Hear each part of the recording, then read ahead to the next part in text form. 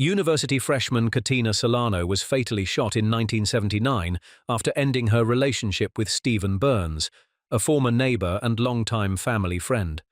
Her parents, Harriet and Mike Solano, later began a decades-long campaign to keep Burns behind bars and secure a stronger voice for victims' families during parole proceedings. Their efforts became an influential part of the wider movement for victims' rights in California. Social media influencer Sarah Gilson, 43, was fatally shot at her home in Owasso, Oklahoma, in an incident police believe was a murder-suicide involving her estranged husband, Jeremiah Sean Duffy.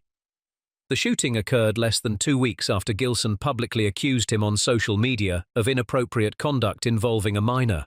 Authorities continue to investigate the case, while the couple's children are now being cared for by family.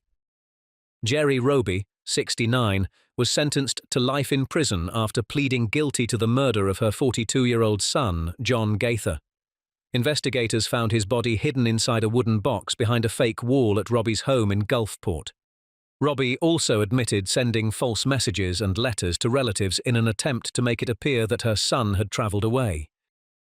Ronald Fisher, 70, was arrested aboard a yacht off the New Jersey coast after allegedly spending around 2 decades avoiding authorities. Fisher fled Rhode Island during his 2005 trial and was later convicted in his absence of a serious offense against a woman aboard a yacht. Investigators said he used more than 12 aliases and worked as a biotechnology executive before being taken into custody.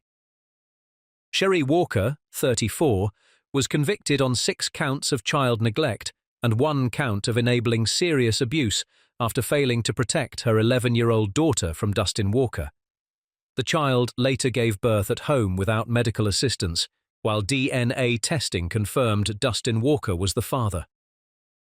Dustin Walker has been sentenced to life in prison, and 5 other children were removed from the home because of unsafe living conditions. Carl Miles, 39, was jailed for 6 years after admitting 3 serious offences involving a teenage girl in Wallingford between June 2021 and April 2023. The court heard that Miles manipulated the girl, gave her gifts, and made false promises to maintain control over her. He was also issued a 15-year restraining order preventing him from contacting the victim.